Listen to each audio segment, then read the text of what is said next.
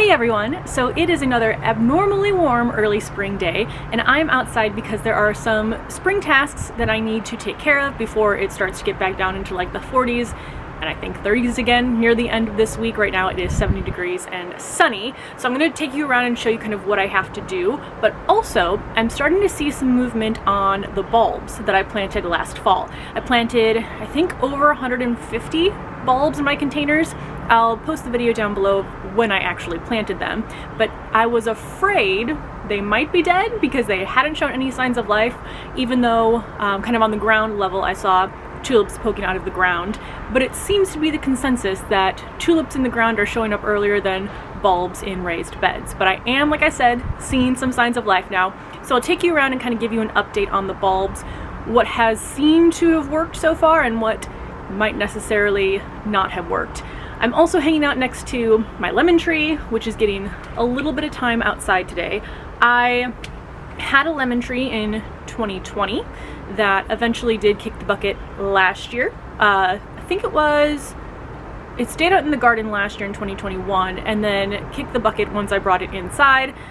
So I was not going to get another lemon tree, and then my husband saw this at the garden center, and this is the first plant at all he's ever picked out, so I decided to give it another try. So if you have any tips for citrus in climates where they can't stay outside all year round, definitely let me know. But one thing I did do differently is I started with a bigger plant. I'm hoping that improves the survivability, but that remains to be seen. So let me know. I think I'll show you the update on the bulbs first, and then I'll show you kind of the tasks that I have to do today in the garden.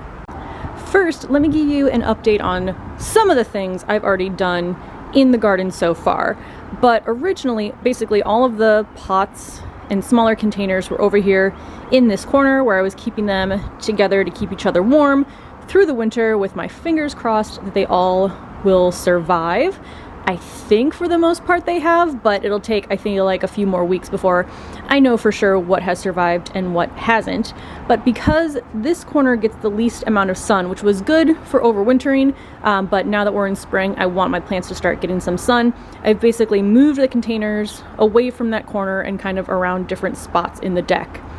So the sun starts over here, that's the east, south, west, so it's coming over right now. We're a little bit, I think, afternoon, and then there's also this large pillar that casts shade throughout midday, but that shadow does get shorter as the spring turns into summer. So what I've done again is just moved all of the containers away from that corner to start getting some sunshine. This is the area where I've moved the majority of them because this side of the deck gets the most sun throughout the day. So I'm hoping that keeps them happy. Like I said, there's going to be another 30-degree day coming up, so I think I'm going to recluster them for that day, and then hopefully soon enough I can have them in their like more permanent spots in the garden because we won't have any more freezing temperatures. Now, for the bulbs that I planted, like I said, you can watch the video, I'll link below to show exactly where I planted them, but essentially 3 of my 4 raised beds have bulbs in them, with the majority being in the center raised bed, which is the largest, and then some extra bulbs that I had, I planted them in smaller containers. I feel like I remember 90% of the containers I planted them in, so maybe you should label the ones that you plant things in so you remember, but that is one of the things I always recommend and then never actually do myself. And I didn't do anything else other than plant the bulbs and then leave them out all winter. So I had seen some other gardeners recommend covering the tops of containers in case they got too moist throughout the winter. We do have pretty wet winters with all the snow that we get. I then asked down at the local garden center, and by describing the size of my raised beds, they said I should be fine.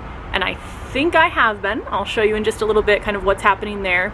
Some of the smaller containers, again the ones that I had in the corner, I think I probably should have either covered or taken them in throughout the winter because I think some of the bulbs might have gotten too wet and potentially have rotted. I'll show you that as well. And then I didn't end up having to water any of them because we got so much snow. The snow covered them. As it melted, it watered the plants. If I had moved some inside into the garage, for example, I would have had to water those. But essentially, I basically did nothing for the bulbs after I planted them. So now let me show you kind of what I am seeing so far. Let me start down here first. I have 2 iris bulbs. I forget which kind this is, but I did leave the label in this one. It is the Obsidian Bearded Iris. Now, both of them had put on some growth in the fall, so that's what these larger leaves are.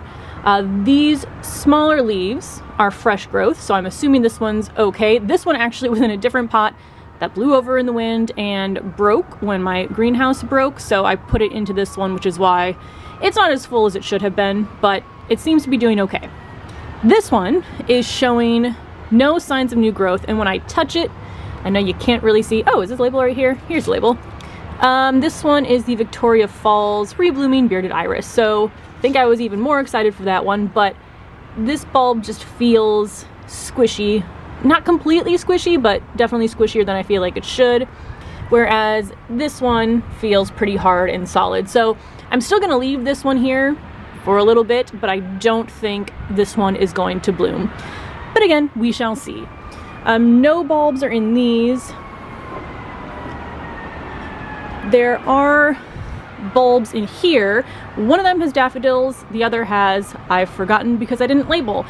None of them are showing signs of popping through the soil yet, which for the daffodils was definitely making me nervous, but I dug down and they are sprouting, so hopefully they break through the soil pretty soon here. There are also bulbs in these 3 raised beds here. This one has a bunch of tulips. This one I believe also only has tulips. And again, I've forgotten which bulbs I planted in there.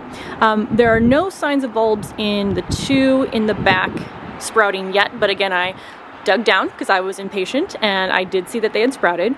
But then here, I finally started to see some poke through. So we have 1, 2, 3rd one there. Little 4th one poking through there. I feel like I saw a 5th one somewhere.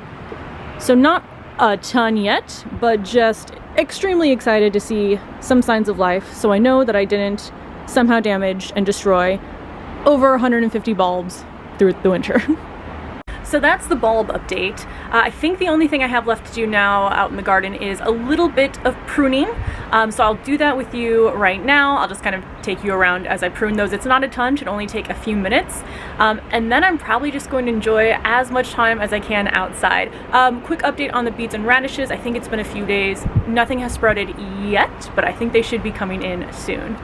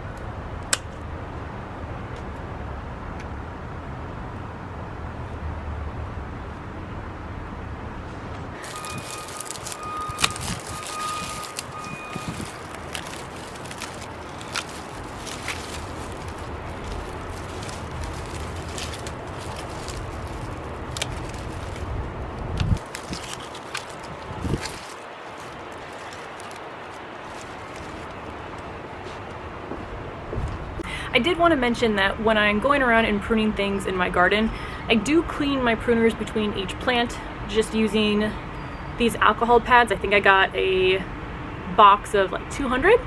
So I just use one of these in between each plant just so that I know I'm not spreading any diseases. Again, with a limited garden with limited plants, I don't want to spread a disease throughout my entire garden.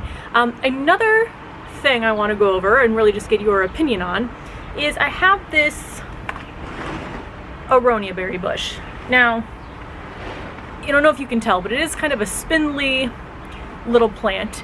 Basically, I got this from a bed and breakfast that we go to just like an hour and a half outside of Chicago, and they have a whole field of Aronia berry bushes, and they were selling them for $5. And if there's a plant for sale for $5, I feel like I can't not buy it. So I bought it. I have it in a pretty large container. Actually, let me just show you the container size that I have it in. The only thing is, I don't know if I love Aronia berries or love them enough to take up this much space again in my small garden. So I'm contemplating giving this to someone else and replacing it with a raspberry bush. I do have two blueberry bushes that I've ordered that should be here soon. One is specifically for container gardens, so I'm excited about that. But I have containers for those. I'm just wondering if I really want to use a large container for a plant I'm not in love with, although it is budding up nicely, so I don't know, it's hard. If you've ever grown Aronia berries, let me know. Let me know your thoughts in general, if I should replace this or not. And I think that is everything for this video. So I didn't have to do a lot of actual maintenance, just some cleaning up. There's probably still more pruning I can do in a little bit, but I want to wait until there's some more new growth on some of the plants. Other than that, it's just been really beautiful outside, so spending as much time as I can out here again before the cold comes back. So thank you so much for watching, and I will see you in the next video.